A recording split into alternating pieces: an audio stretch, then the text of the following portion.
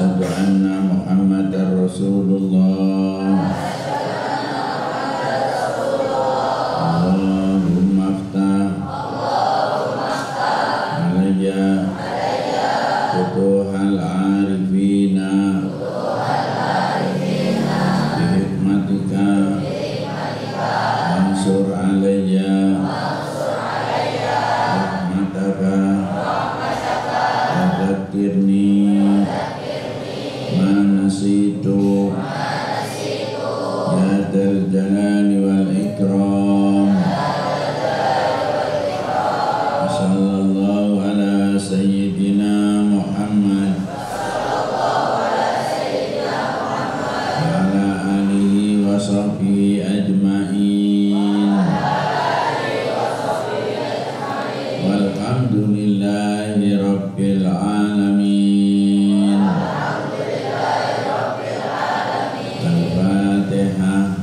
A'udzu billahi minasy syaithanir rajim. Bismillahirrahmanirrahim. Alhamdulillahi rabbil alamin. Ar-Rahmanir-Rahim. Maliki yaumiddin.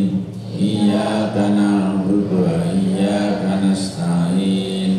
Ihdinas siratal mustaqim. Siratal ladzina an'amta 'alaihim ghairil maghdubi 'alaihim waladdallin. Amin. Bismillahirrahmanirrahim. Alhamdulillahi rabbil alamin. Assalatu wassalamu ala asrafil mursalin Sayyidina wa maulana Muhammadin wa ala alihi wa sahbihi ajma'in. Wa la hawla wa la quwata illa billahil aliyyil azim. Amma ba'du. Kaum muslimin dan muslimat, para pendengar Radio Darussalam yang kami hormati, anak-anakku, para santri, putra putri yang kami cintai, para ustadz ustadzah yang kami hormati. Alhamdulillah, pada malam hari ini kita bertemu kembali lewat acara konsultasi hukum Islam. Mudah-mudahan pertemuan ini sebagai wujud silaturahim kita, keluarga besar Pondok Pesantren Darussalam, dengan kaum muslimin dan muslimat di mana saja berada. Bapak-bapak, ibu-ibu yang kami hormati, pada kali ini kami akan membawakan satu tema, hukum memakan harta anak yatim. Hukum memakan harta anak yatim. Sebelum kami membicarakan tentang hukumnya, terlebih dahulu kami sampaikan pengertian anak yatim dulu.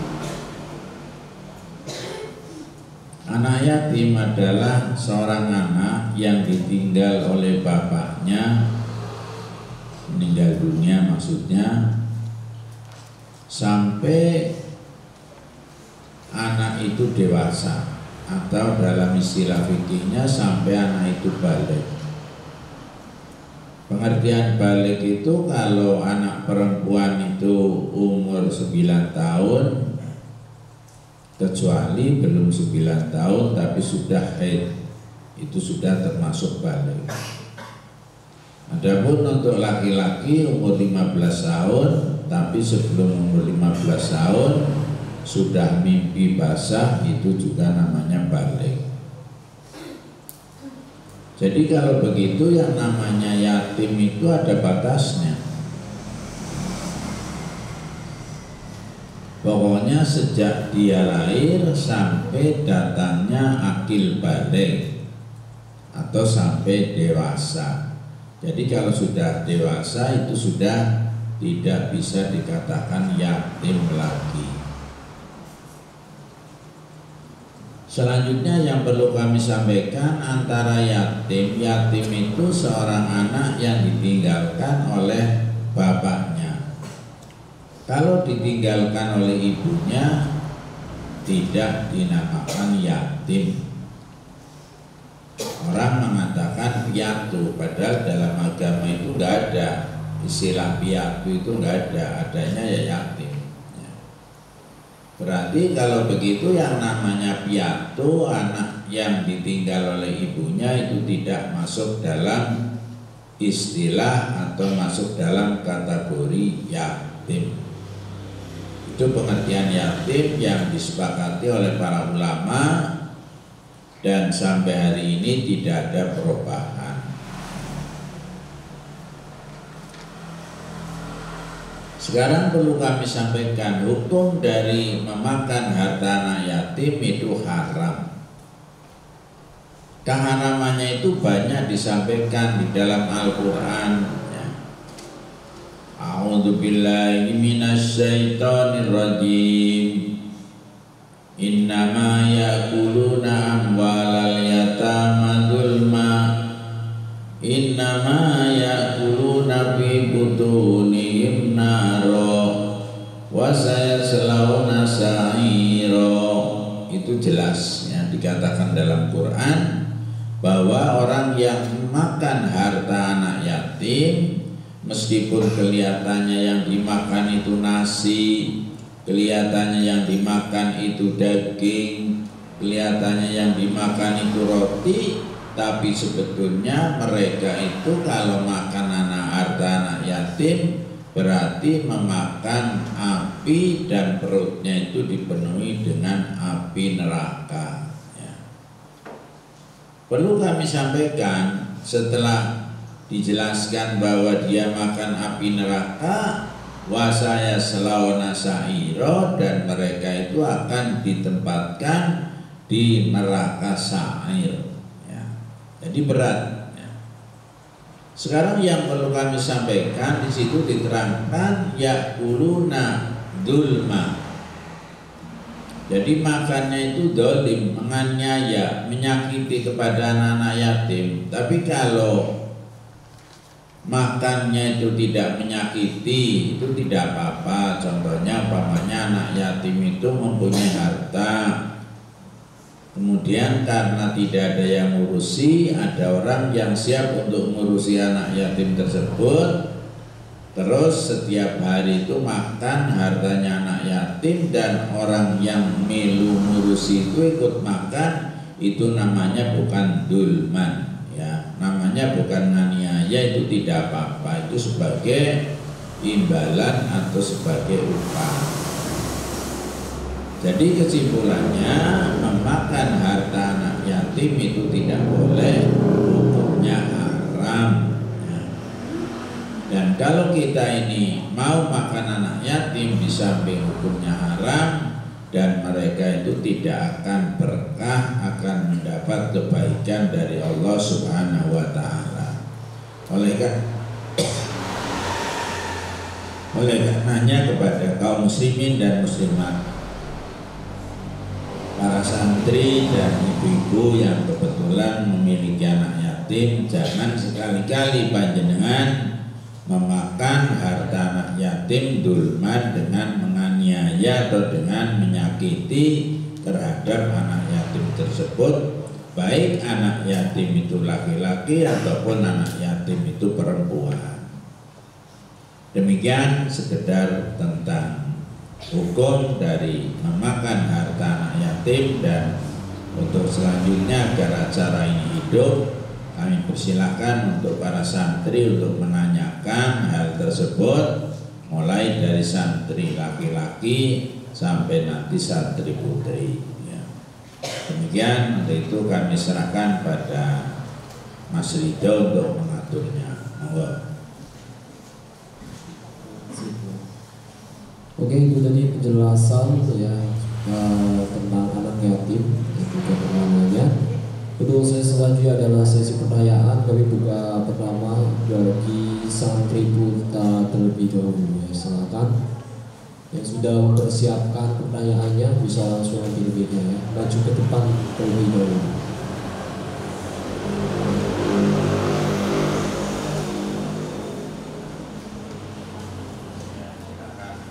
Ayo silakan Ibu ya.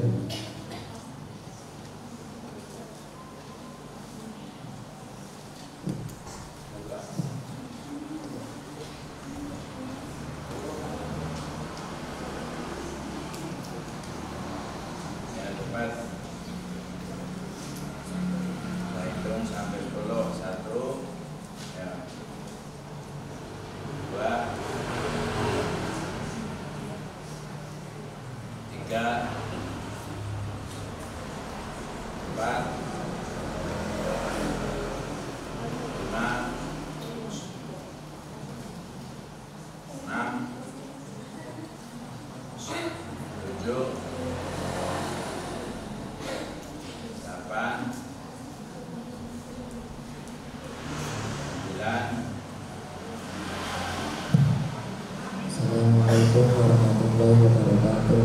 Waalaikumsalam warahmatullahi wabarakatuh. Bang, izin bertanya, kalau kita kan hidup di pondok dan sholat bareng, terus tidak sengaja memakai sandalnya anak yatim, itu bagaimana Bang? Kalau yang namanya kegiatan yang tidak disengaja itu tidak apa-apa. Tapi kalau jelas bahwa itu jelas milik anak yatim kemudian sengaja dipakai, sandal sendiri itu disimpan sampai rusak, itu termasuknya juga dulman, mendolimi anak yatim, itu dosa ya. Demikian. Yang lain. Makasih Pak. Assalamualaikum warahmatullahi wabarakatuh. Waalaikumsalam warahmatullahi wabarakatuh. Itu terkait yang mau bertanya, bapak yang baru bapak, biar yang sering malu. Mau tanya, kalau nanti saya tunjuk, mau yang di tunjuk, belakang ditunjuk itu. ayo Mas, ini maju ke depan Mas, yang besar harus mencontohkan dulu. Yo maju, maju.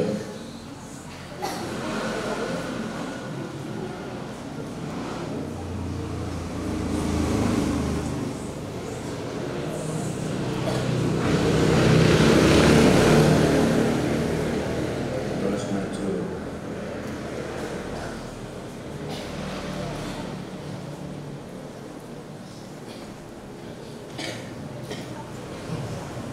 Assalamualaikum warahmatullahi wabarakatuh. Waalaikumsalam. Dan izin bertanya, ketika anak yatim sudah balik atau dewasa, apakah kita masih wajib untuk menyantuninya? Terima kasih. Assalamualaikum warahmatullahi wabarakatuh. Waalaikumsalam. warahmatullahi wabarakatuh. Jadi tadi sudah saya katakan definisi anak yatim itu sampai balik. Sehingga kalau sudah balik ya otomatis ya tidak. Ya.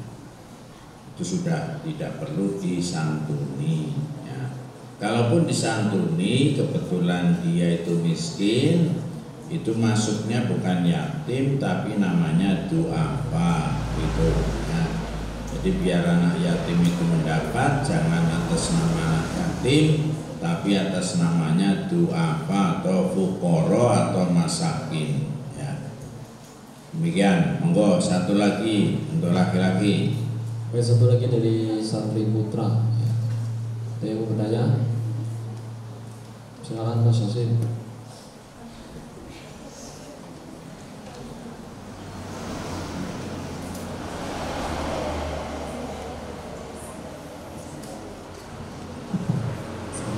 Assalamualaikum warahmatullahi wabarakatuh. Waalaikumsalam warahmatullahi wabarakatuh. Pertanyakan, apa hukumnya jika anak yatim menawarkan harta kepada temannya, baik itu berupa makanan maupun barang yang dipakai untuk yatim? Terima kasih. Assalamualaikum warahmatullahi wabarakatuh. Waalaikumsalam warahmatullahi wabarakatuh. Kalau itu kehendak anak yatim yang bersangkutan dan dia itu ridho, tidak apa-apa ya. dapat kiriman terus kamu yang bukan yatim ditawani dikasih itu dimakan tidak apa-apa. Tapi kalau dicuri ya, atau mungkin dirusak kamu kena salah atau dosa ya. Demikian. Monggo untuk perempuan silakan SIM itu mic-nya dibawa ke perempuan.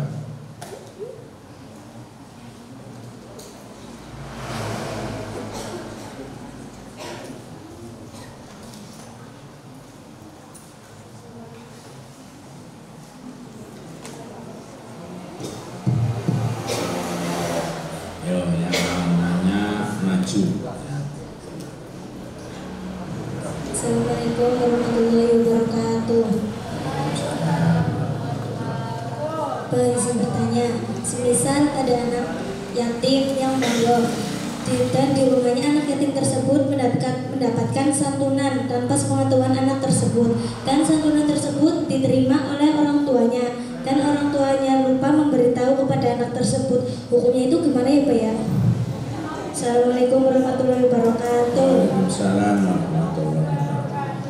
Kalau betul-betul lupa tidak apa-apa, nanti kalau sudah ingat dikembalikan itu nggak apa-apa ya. Jadi dalam Islam itu kalau kita lupa ya itu tidak apa-apa, rufi al-qalam an salasin ya. Jadi hukum itu akan diangkat, tidak dicatat, yaitu termasuk bagi anak-anak atau orang yang lupa itu nggak apa-apa ya. Monggo yang lain.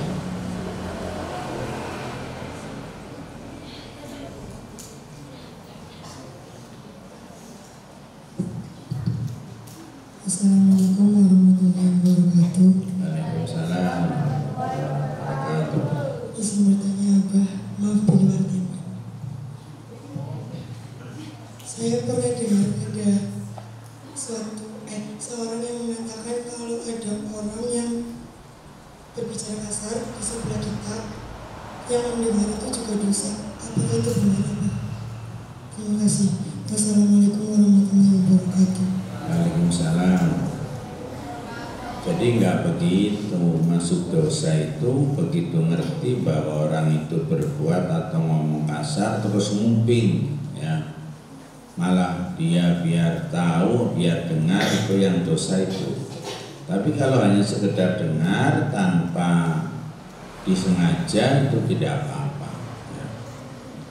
Karena kita punya kuping, kupingnya krungu ya, kecuali budek saja. Jadi itu. Monggo yang lain. Assalamualaikum warahmatullahi wabarakatuh. Waalaikumsalam. Abah izin bertanya, apa hukumnya seorang anak yatim yang selalu mengharapkan adanya santunan? Terima kasih. Wassalamualaikum warahmatullahi wabarakatuh. Waalaikumsalam warahmatullahi wabarakatuh. Hukumnya nggak apa-apa, cuma itu namanya toma.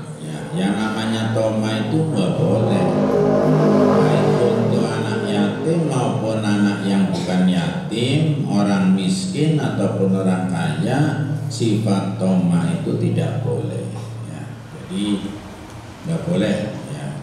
Adapun dia kok mengharap ya pamanike bulan Muharram punyong panolih ya itu tak nggak apa-apa. Tapi kalau mengharapnya itu betul-betul diperhatikan betul sehingga sampai tidak mau kerja, tidak mau kegiatan, yang penting saya akan mendapatkan santunan terus ya, itu seperti itu terus, itu namanya toma. Jadi toma itu nggak boleh. Monggo satu lagi untuk anak perempuan. Assalamualaikum warahmatullahi wabarakatuh. Waalaikumsalam. Maaf sebelumnya Mbak, ini pertanyaannya di luar tema. Jadi gini, Allah SWT kan menurunkan sebuah penyakit, pasti ada obat tawar-menawarnya. Obatnya itu pasti sesuai dengan penyakitnya. Dan jadi ada seseorang yang terkena penyakit dalam, bisa dibilang terkena penyakit paru-paru gitu ya Mbak. Nah, dia tuh ikhtiar minum obat itu sampai kurang lebih 7 tahun. Nah, dia itu sudah ikhtiar kayak mau sembuh gitu. Terus pas pas waktu terakhirnya itu dia minum obat, malah jadi gitu itu dia malah maaf meninggal. Apakah itu termasuknya penyakitnya sembuh dengan meninggal atau tidak, Bah? Terima kasih. Wassalamualaikum warahmatullahi wabarakatuh. Waalaikumsalam warahmatullahi wabarakatuh. Jadi yang namanya orang kena penyakit itu wajibnya itu ikhtiar, ya. Adapun sembuhnya itu yang menyembuhkan hanya Allah, ya. Dan ikhtiar itu atas petunjuk orang yang ahli, yaitu diantaranya adalah dokter. Bagaimana kalau umpamanya ada orang kena penyakit yang harus minum obat sekian bulan atau sekian tahun, ya.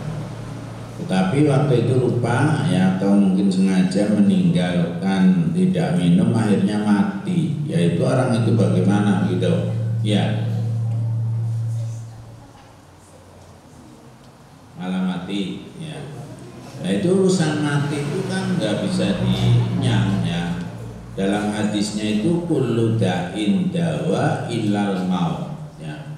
Setiap penyakit itu ada obatnya kecuali mati. Jadi yang namanya mati itu diobati model apa saja nggak bisa, ya.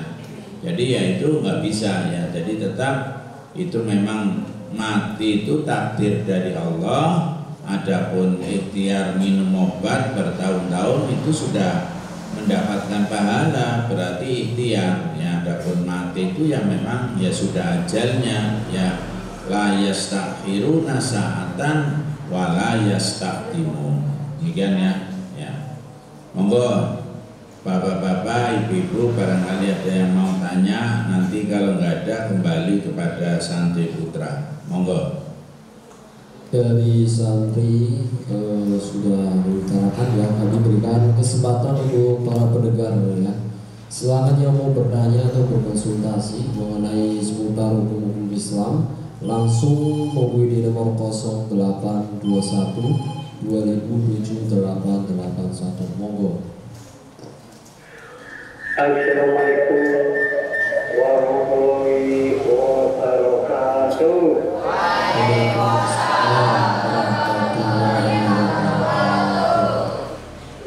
Selamat malam, Abah. Sehat ya, Pak? Alhamdulillah. Lama ini aku nggak masuk, apa memang nggak ada ya? Iya, berapa minggu ya kayaknya nggak ada ya? Karena apanya di Arab apa ya? Di Mekah ya, Pak ya? Iya. Ya berapa 2 minggu lah saya nggak ngisi. Ya, kayaknya aku tunggu nggak ada sih ya. Iya. Jadi apanya lagi bersih. Begini ya, Pak. Ya. Kalau soal yatim, kita insya Allah sudah pada tahu ya. Pegang kepalanya anak yatim, ya kayaknya bayar. Beginilah ya. Terus makan hartanya yatim, ya dosa alias haram ya. Yang saya tanyakan ini ada 2 pertanyaan ya, Pak. Jadi supaya nggak nekung pun ya. Jadi sekalian borong pertanyaan ya. Pertama begini, Pak. Gimana ya, Jo? Allah itu menciptakan sepasang ya, Pak ya. Ada siang, ada malam, ada pagi, ada sore, dan juga seperti manusia juga menciptakan laki-laki dan perempuan. Nah, tapi kenapa kok ada orang sejenis bencong atau pancing itu bagaimana dari sananya itu, Pak? Kadang aku heran, katanya Allah itu menciptakan cuma satu pasang laki-laki dan perempuan, tapi kenapa ada orang itu apa namanya ya, manukik garis lah ya, apa namanya, tidak menerima takdir pemberian.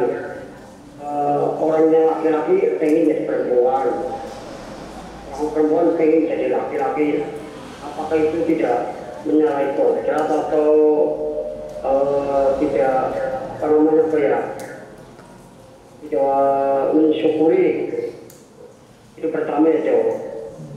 Dan yang kedua ya, Pak, ini ada misalnya ya Pak, ada orang suka adzan di masjid ya Pak ya, adzan dan baca khotbah, itu mintanya bayaran atau dibayar, itu bagaimana hukumnya? Apakah adzannya itu baca khotbah itu dapat pahala atau sebaliknya mendapat dosa? Demikian Pak. Jadi itu harus ikut mendengarkan itu. Iya kasihan abahnya, jadi ikut mendengarkan. Jadi kalau ada orang bertanya menyumbang mendengar gitu. Jadi kalau banyak nanya siap gitu. Makasih ya Pak. Ya selalu Bapak, semoga selalu aman ya Pak ya. Terima kasih. Assalamualaikum warahmatullahi wabarakatuh. Assalamualaikum warahmatullahi wabarakatuh. Dari Pak Putra Kelana di kawasan Wanasari, ya Wanasari bertanya dua pertanyaan. Yang pertama itu tentang masalah orang yang banci ya. Itu dalam hukum Islam apakah termasuk orang yang tidak menerima kodrat atau takdir ya, atau bagaimana? Itu Pak. Itu pertanyaan pertama dulu. Mohon. Ya. Jadi yang pertama, memang yang namanya fitrah manusia itu laki-laki dengan perempuan. Tapi kenapa warna yang antara laki-laki dengan perempuan itu sebetulnya penyakit itu. Ya. Jadi kalau orang yang kena penyakit atau keluarganya itu berusaha mengobati bisa berubah. Ya. Yang tadinya yang sebetulnya laki-laki terus gayanya seperti perempuan atau sebaliknya, itu kalau diobati itu bisa lari ya. Cuma terkadang orangnya itu sengaja malah mencari penyakit ya. Sehingga kalau ada orang malah mencari penyakit itu hukumnya dosa, bukan hanya sekedar tidak mensyukuri tapi tidak menerima terhadap qada dari Allah Subhanahu wa taala.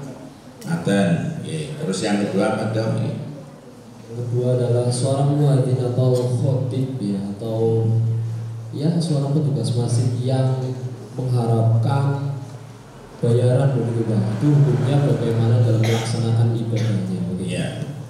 Jadi intinya kalau mendapat bayaran tanpa minta atau menentukan rupiahnya itu nggak apa-apa ya. Tapi kalau ditentukan saya mau adzan, setiap adzan saya harus dibayar sekian. Kalau tidak dibayar saya nggak mau adzan, itu adzannya sih sah, tapi pahalanya tidak ada. Ya. Jadi nggak apa-apa yang namanya imam terus muadzin itu dibayar atau diberi honor, nggak apa-apa. Yang penting jangan menentukan. Ya.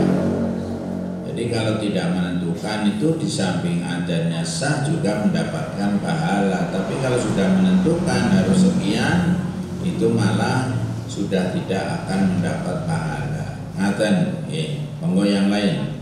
Ya, contohnya sudah terrealisasi. Selalu yang lainnya ya yang mau bertanya ya, silakan semuanya saja dibuka ya, baik yang muda yang tua yang memiliki masalah-masalah seputar hukum Islam di luar tema juga boleh ya. Yang belum memesan nomor kami juga bisa menghubungi di nomor 0821 200 078881. Oke, foto. Assalamualaikum warahmatullahi wabarakatuh. Waalaikumsalam warahmatullahi wabarakatuh. Nyuwun sewu Pak Kiai, kula badhe nderek pertanyaan Pak Kiai. Ini cerita soal makan harta anak yatim Pak Kiai. Kalau anak yatim itu sama-sama memakan harta anak yatim itu sendiri, itu hukumnya bagaimana Pak Kiai? Contohnya begini Pak Kiai, ada pemberian santunan, ya, terus si anak yatim tersebut salah satu tidak hadir dalam undangan tersebut karena ada halangan. Ya, terus dititipkan sama temennya. Terus titipan tersebut karena jumlahnya berbeda mungkin, ya, yang miliknya dia untuk dirinya, sedangkan yang punya dirinya untuk dia. Jadi sama dalam arti yang tidak hadir juga begitu Pak Kiai. Iya. Lah itu hukumnya bagaimana Pak Kiai? Mohon penjelasan dalam hal tersebut. Terima kasih. Assalamualaikum warahmatullahi wabarakatuh. Waalaikumsalam warahmatullahi wabarakatuh. Jadi kalau terjadi seperti itu, meskipun yang melaksanakan itu sama-sama anak yatim, tetap dosa. Ya. Jadi itu namanya korupsi, ya, mengkorup, ya. Itu dilarang. Bukan ya selain orang yatim saja, anak yatim pun kalau korupsi ya tetap salah. Ya. Jadi tetap dosa Mas Rado. Ya. Ngaten, monggo yang lain. Baik, ya. Selamat yang lainnya yang mau kita bergabung bisa lewat telepon seluler ya, maupun lewat telepon WhatsApp ya, nomornya sama masih di nomor 0821 2000 7881 ya. Ada satu pertanyaan dari WhatsApp ya.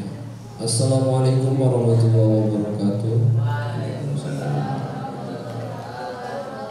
Mau izin bertanya Pak Yai, siapa sih yang paling bertanggung jawab atas anak yatim?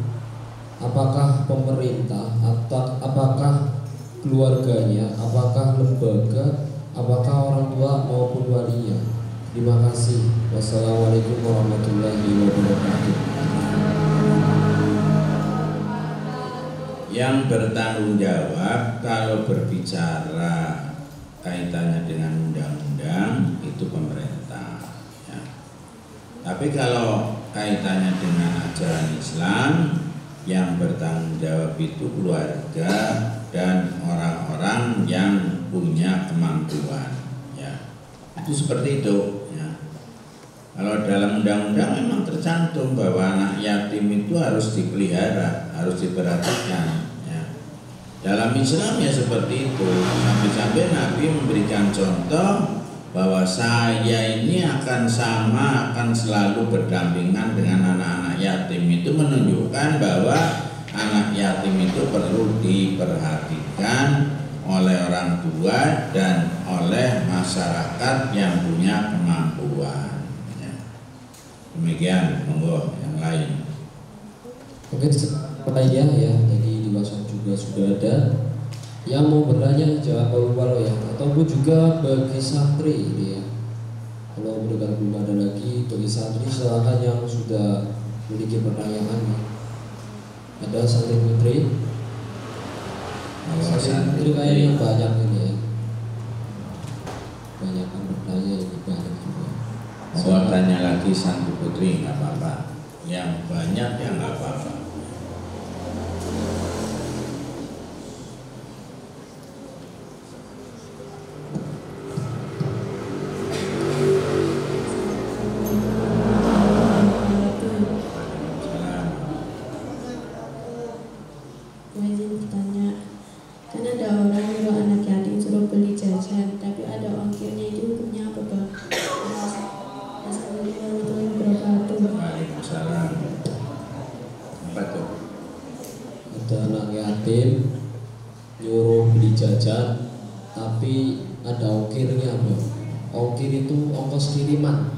Upah ya, jadi mengharapkan upah. Ya apa-apa, salah anak yatimnya itu bohong, ridho, tidak apa-apa. Tapi kalau memaksa itu nggak boleh. Ya. Enggak yang lain. Salah.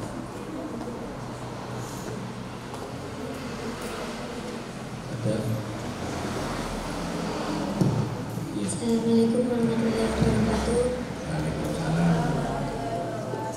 Apa izin bertanya, kan di dalam Islam tidak ada yang namanya anak piatu. Apabila ada orang yang memakan harta anak piatu, bagaimana hukumnya, Bah? Makasih. Assalamualaikum warahmatullahi wabarakatuh. Waalaikumsalam. Jadi kalau ada anak atau orang yang memakan harta anak piatu karena tidak masuk dalam Al-Quran ya tidak apa-apa ya. Hanya kalau itu statusnya nyolong ya dosanya dosa karena nyolong. pamane statusnya nipu ya dosanya dosa nipu ya. Jadi bukan dosa karena makan harta anak yatim ya, seperti itu. Monggo yang lain. Ada dari Sandi Putra, silakan. Masih ada Sandi Putri? Masih, ya silakan.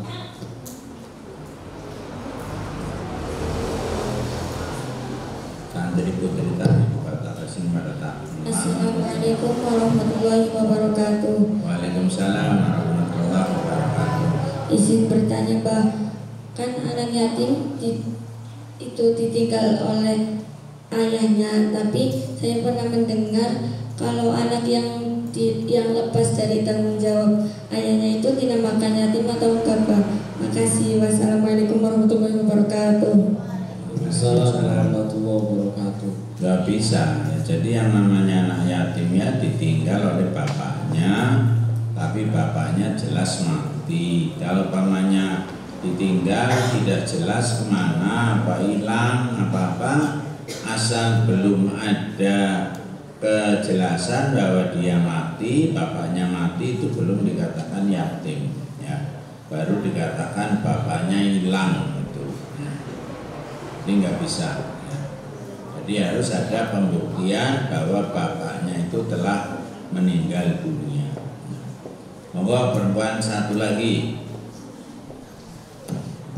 Assalamualaikum warahmatullahi wabarakatuh. Waalaikumsalam.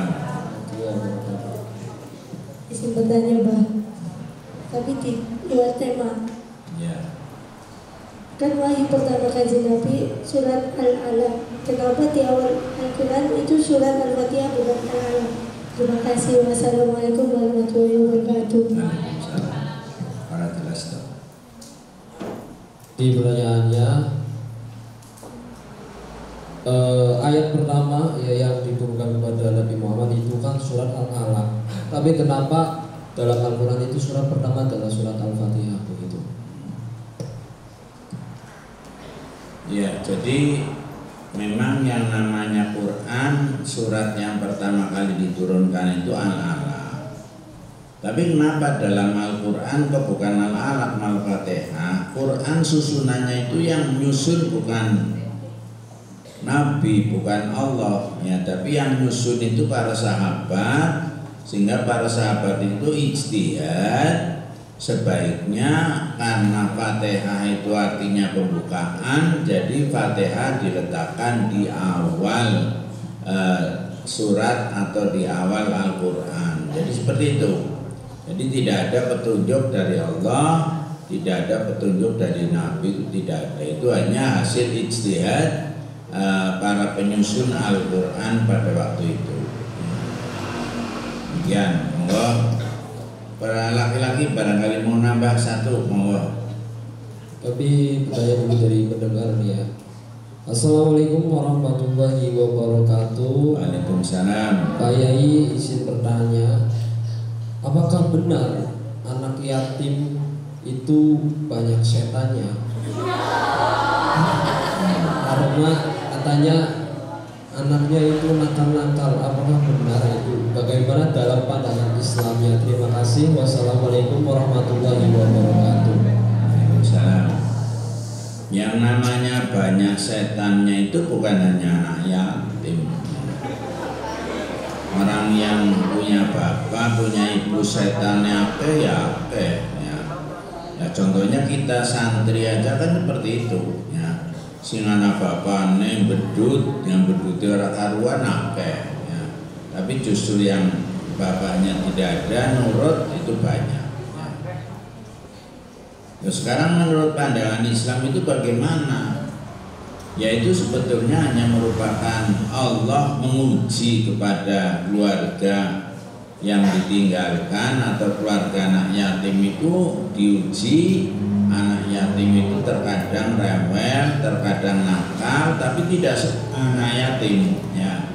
Jadi itu merupakan ujian kepada kita yang bukan yatim ya.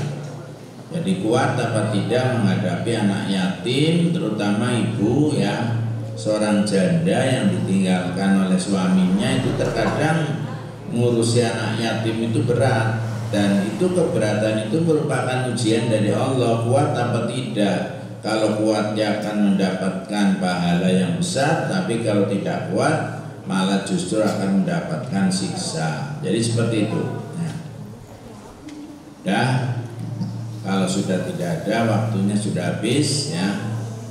Dan untuk laki-laki untuk kali ini berarti hitungannya kalah dengan perempuan. Tepuk tangan untuk perempuan.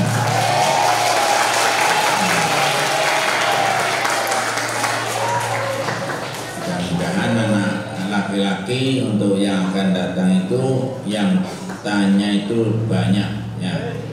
Jangan seperti hari ini ya. Terima kasih dan mari kita tutup. Dan sebelum ditutup ada beberapa hal yang perlu kami sampaikan. Yang pertama, kepada bapak-bapak, ibu-ibu, para wali santri yang akan mengikuti kegiatan ziarah Wali Songo segera mendaftarkan diri. Dan yang akan mengikuti program umroh bulan November dan Desember, silakan segera untuk mendaftarkan diri. Demikian aja dan terima kasih atas perhatiannya, mohon maaf atas kekurangannya. Wallahul muwaffiq ila aqwamit thoriq. Wassalamualaikum warahmatullahi wabarakatuh. Waalaikumsalam.